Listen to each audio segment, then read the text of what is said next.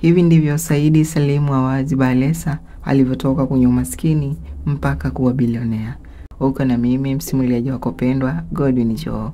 Kutoka kuuza mgahawa na ngozi za viatu mpaka kumiliki biashara kubwa hapa Tanzania na baadhi ya sehemu za Afrika.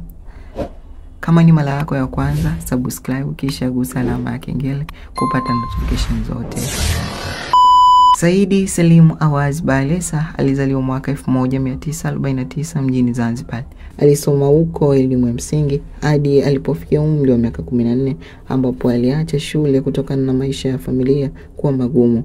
Hivyo kujiingiza katika biashara ili aweze kuhudumia familia katika mahitaji kama chakula baada ya baba yake kukabiliwa na madeni.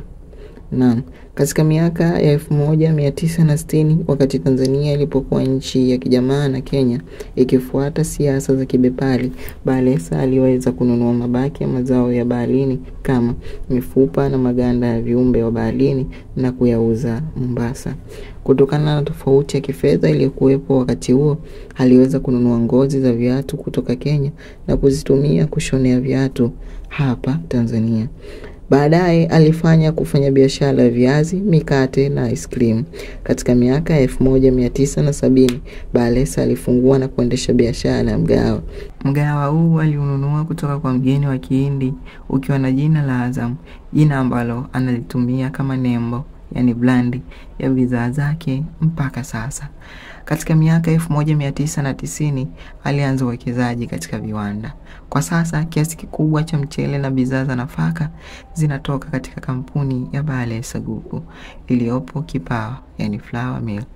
Nchi jirani ya Rwanda kwa mfano inategemea tani 120,000 za unga ngano kwa mwaka kutoka kwa kampuni ya Balesa. Saidi Salim Awazi Balesa ni mwenyekiti wa makampuni ya Balesa Group. Ni Mtanzania anayemiliki viwanda vingi vinavyozalisha bidhaa za vyakula zinazouzika ndani na nje ya nchi. Pia kokote jijini Dar es Salaam na mikoani, bidhaa za Azam utasikia zikitajwa.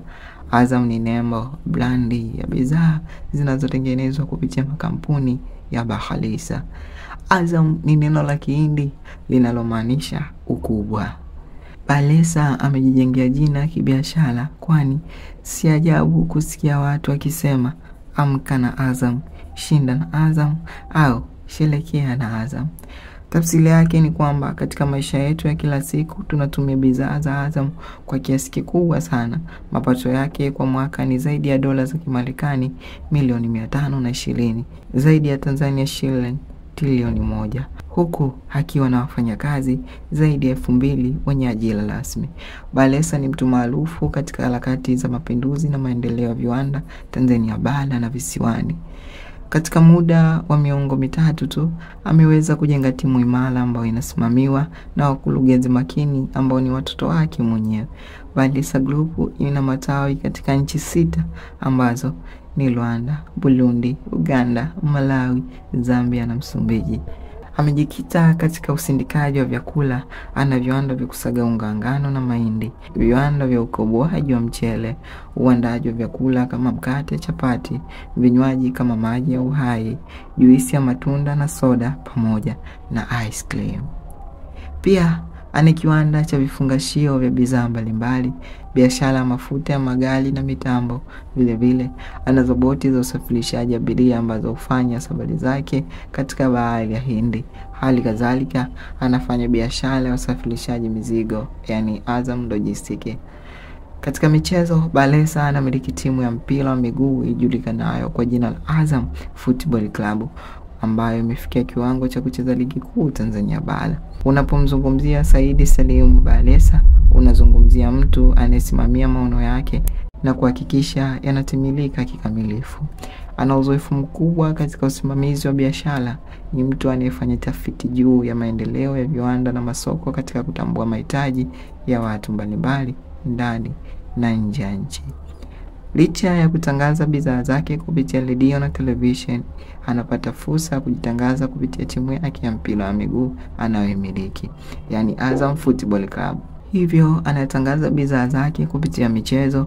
Vile vile anawatumia wachuuzi au machinga katika kutangaza biashara zake, mfano ice cream. Pamoja na mafanikio makubwa alionayo, bado kuna vikwazo na changamoto mbalimbali anazokabiliana nazo ili kufikia malengo yake. Kwa mfano, sera za biashara zisizosimamiwa vizuri katika ushindani wa masoko, gharama za teknolojia katika uzalishaji na kadhalika.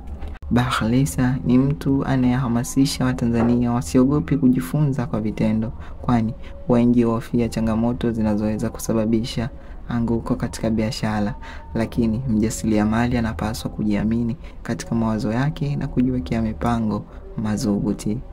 Kwa sasa bado Bakhresa anaendelea kutanua wigo wa biashara katika kuweza kufikia nchi nyingi zaidi duniani.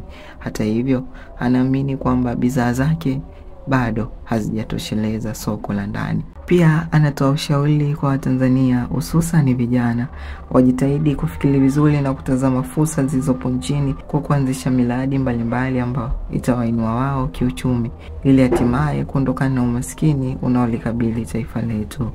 Na huyo ndio Said Salim Awaz Bakhresa.